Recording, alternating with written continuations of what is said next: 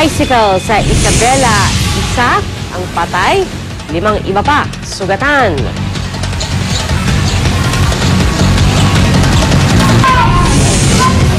Siyam na silid-aralan sa Harod 2 Elementary School sa Iloilo at 15 bahay sa Mandaue, Cebu nasunog.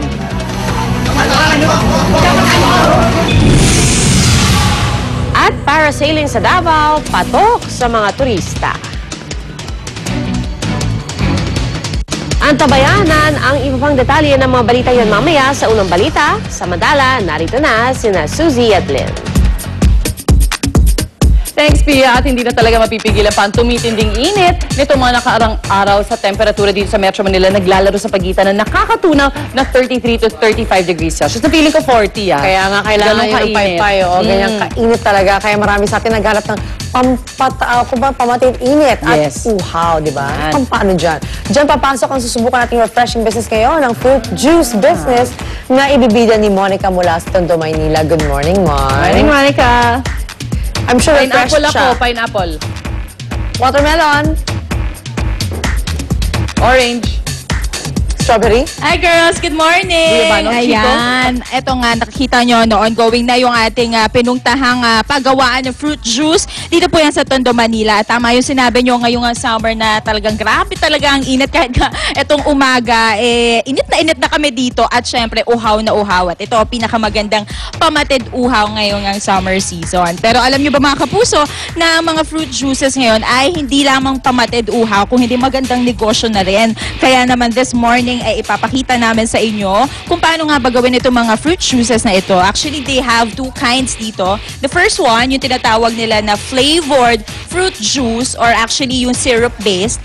At syempre, yung mga mas gusto ng natural flavor, meron tayong mga fruit or natural fruit juices nga or shakes na gagawin mamaya. Kaya tutok lang mga kapuso dahil tiyak marami kayong makukuhang tips kung paano nga ba gagawing negosyo to ngayong summer. Kaya tutok lang sa unang hirit. Balik mo tayo sa studio, guys.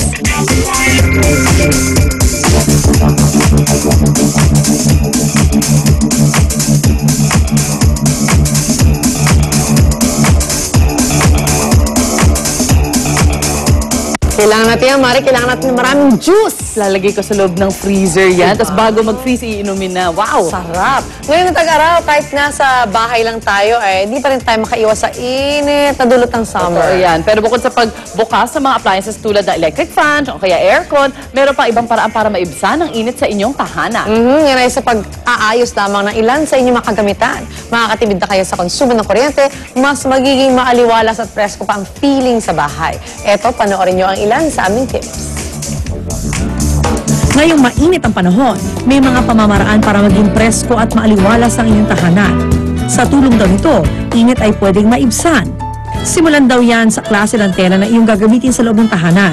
Iwasan daw ang mga heavy material tulad ng wool o woven fabric para sa mga punda ng unan. Makatiraw ito at maaligasgas. Posible raw itong makadagdag ng discomfort lalo na kung maalinsangan. Kumamit lamang daw na makikinis at madudulas sa tela tulad ng satin o linen fabrics.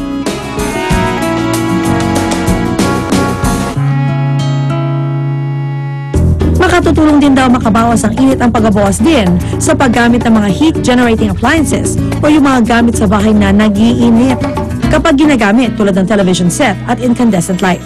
Makatitipid na raw kayo sa kuryente. Makababawas din ito sa mainit na hangin na umiikot sa inyong kabahayan. Kung gagamit kayo ng oven, tutukan nyo ng electric fan para at least mabuga yung mainit na hangin.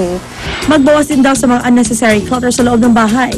Kapag daw kasi maraming gamit sa loob ng isang tahanan, marami ring gamit ang absorb ng init. Makagiginhawa rin daw kung aalisin muna ang mga carpet at rug. Ang pagbabawas daw kasi ng mga unnecessary floor accent ay makakatulong para maging malamig ang sahig. Kapag daw malamig ang sahig, kabahayan ay lumalamig din. Maaari din daw magtutok ng electric fan sa kisame ng iyong tahanan upang mag-circulate ang hangin na pumapasok. Kumuha kayo ng electric fan, itutok nyo pataas para yung malamig na hangin galing sa first floor, aakyat siya sa second floor para yung buong bahay nyo malamig. Ilan lamang to sa mga paraan para ang inyong tahanan ay maging presko ngayong tag-init. Sundin lamang to para pamilya maginhawa ngayong summer season.